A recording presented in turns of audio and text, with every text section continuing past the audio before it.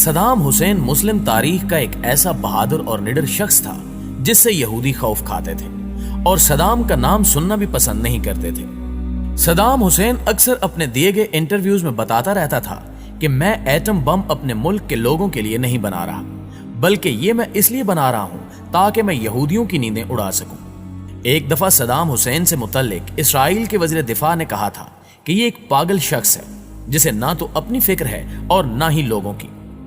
Saddam Hussein کفار کی آنکھ میں آنکھ ملا کر بات کرنے کا عادی تھا، اور جب بھی کوئی یہودی صدام حسین کو سازش کا حصہ بنانا چاہتا تو اسے ہمیشہ ہی منہ کی کھانی پڑتی۔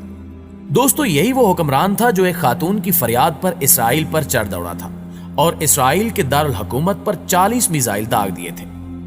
ہوا کچھ یوں تھا کہ ایک دفعہ صدام حسین کی لائیو کانفرنس چل رہی تھی کہ اچانک ایک چیختی چلاتی ہوئی عورت اس کے سامنے آ کر کھڑی ہوئی اور صدام حسین کو سخت الفاظ میں مخاطب کرتے ہوئے کہا کہ اسرائیلی فوجیوں نے میری بیٹی کو ریپ کا نشانہ بنا کر قتل کر دیا ہے اور تمہیں یہاں کوئی فکر نہیں ہے۔ تم عیش و آرام کی زندگی بسر کر رہے ہو اور ادھر ہم پر مظالم کے پہاڑ توڑے جا رہے ہیں۔ اس عورت نے مزید کہا کہ روزانہ ہمارے گھروں سے اسرائیلی فوجی ہم سب کی آنکھوں کے سامنے ہماری بہنوں اور بیٹیوں کو اغوا کر کے لے جاتے ہیں، جن کو بعد میں قتل کر کے پھینک دیا جاتا ہے، اور ہمارے چھوٹے چھوٹے بچوں کو سڑکوں پر گھسیٹ گھسیٹ کر مار دیا جاتا ہے۔ کیا تمہیں ان عورتوں، بوڑھوں اور بچوں کی چیخیں سنائی نہیں دیتی جو روزانہ اسرائیلی فوجیوں کی گولیوں کا نشانہ بنتے ہیں؟ کیا تم سے ان عورتوں، بچوں اور بوڑھوں کی چیخوں کا حساب نہیں لیا جائے گا؟ اس عورت کی یہ باتیں سن کر صدام حسین رونے لگا اور کہا کہ اب اسرائیل کا کوئی بھی شخص صبح کا سورج نہیں دیکھ پائے گا،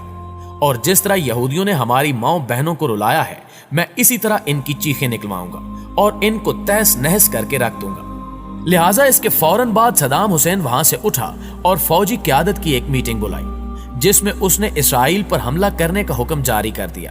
اور پھر اس کے حکم کے مطابق اسرائیل کے دارالحکومت پر 40 میزائل داغے گئے جن سے اسرائیل کے ہوش اڑ گئے۔ صدام اتنا طاقتور اور اپنی مرضی پر چلنے والا شخص تھا کہ کوئی بھی ملک یہ پوچھنے کی جرت بھی نہ کر سکا کہ اس نے یہ میزائل کیوں مارے ہیں۔ ان 40 میزائلوں نے اسرائیل کے دارالحکومت تل ابیب کو مٹی میں ملا دیا،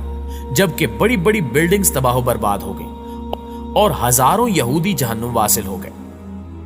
مطلب جب یہودی امدادی ٹیمیں اپنے مرنے والے یہودیوں کو اٹھا رہی ہوتی تھیں تو اوپر سے ایک اور میزائل گر پڑتا تھا جو ان کو بھی موت کے منہ میں بھیج دیتا تھا۔ اسی طرح یہ دن یہودیوں کی زندگی کا آخری دن لگ رہا تھا،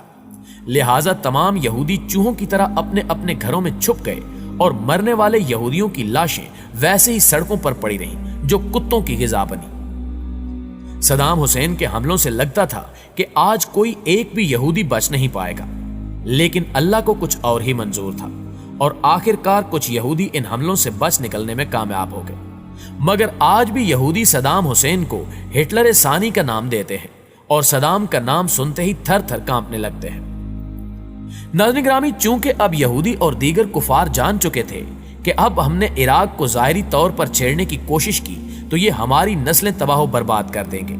لہٰذا یہ اندر ہی اندر عراق اور صدام حسین کے خلاف مختلف سازشوں میں مصروف ہو گئے، اور امریکہ اور اس کے اتحادیوں نے اپنے تحفظ کے لیے عراق پر حملے کا ارادہ بنا لیا۔ اس منصوبے کو بین الاقوامی سطح پر درست ثابت کرنے کے لیے ایک بڑا کھیل کھیلا گیا، اور امریکہ، برطانیہ اور ان کے اتحادیوں نے صدر صدام حسین اور عراقی حکومتوں پر بچوں کے اسپتال پر حملہ کرنے کا الزام عائد کر دیا،